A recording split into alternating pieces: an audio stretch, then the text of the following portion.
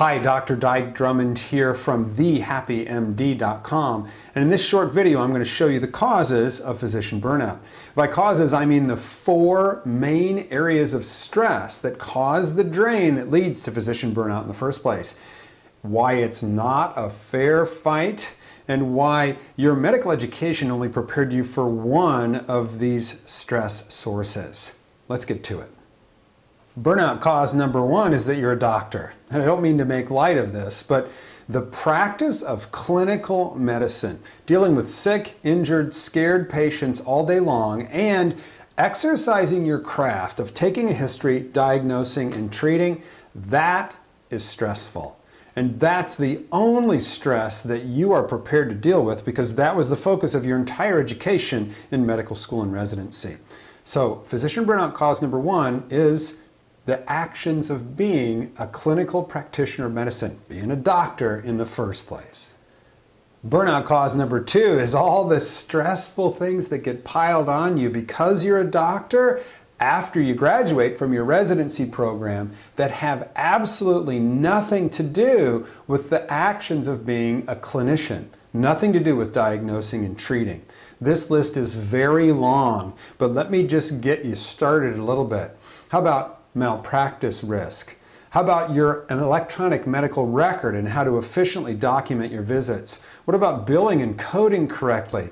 How about making your production numbers? What about political uncertainty and the laws that are changing and reimbursement rates that are going up and down and back and forth? What about the acquisition spree that hospitals are on to buy up practices, perhaps in your own marketplace? What about the culture of your organization and the fact that now you have to be a leader of a group of people and you were never trained to be a leader? And I can go on and on and on. This second cause of physician burnout unfortunately contains about 100 different things that you were never expecting as a resident and never trained to address. And these are the non-clinical aspects of practicing medicine, especially with the political uncertainty in the United States.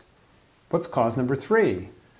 Burnout stress source number three is the fact that you have a life. You're human. Your career isn't 100% of what you do. And as a matter of fact, for most of us, we get married and have families, get in relationships, move, begin to pay off our loans and save money. All of those things happen after we graduate from residency.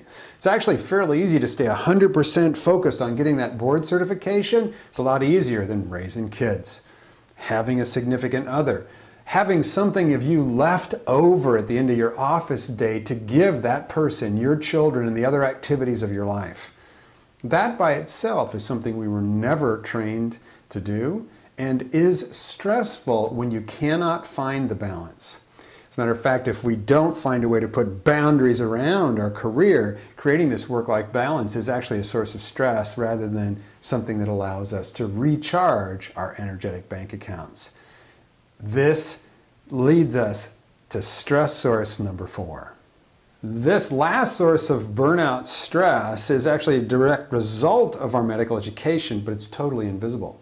And that's the programming, the brainwashing, if you will, of our medical education. And I want to say right away, nobody ever tried to do this to you. Nobody specifically set out to brainwash you. But here's what happens. There are actually two things going on in our medical education. There's learning how to be a doctor. That's number one. And number two is surviving the experience of learning how to be a doctor. And along the way, we learn some coping skills that, because of the intensity of becoming a doctor, that experience is so intense and so difficult at times that these coping skills become survival mechanisms. And I'll name 5 of them. There are many more, but I'm going to name the top 5 that I see. And I'll name them as if they were, personality traits. Workaholic, superhero, emotion-free, Lone Ranger, perfectionist. Now, if you're on a super long shift or a difficult rotation or just trying to get your boards done, being a workaholic, superhero, emotion-free, Lone Ranger perfectionist is probably a good thing. Those skills work in that setting. The challenge is when they're installed deep as a survival mechanism, we forget that they are supposed to be tools, and they become something we can't shut off. We're supposed to be able to take our perfectionistic tendencies and put it away in its scabbard when we don't need it. But nobody ever showed us the off switch. So what happens? As physicians, when we get out and practice, we tend to be superhero, emotion-free, Lone Ranger perfectionists everywhere, all the time. And it's completely invisible to us. Time after time, when I'm working with my clients, they will do something that causes them to be stressed and suffer that they're completely unaware of, that is simply a continuation of the conditioning of our medical education. So let's go through these again so you understand them. And you'll begin to see the things that stress you personally. You'll begin to notice which of these 4 areas they come from. Real quick.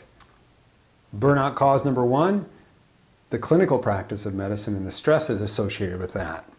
Number 2, all the stuff that goes with being a doctor that has nothing to do with actually practicing medicine. Number 3, you've got a life.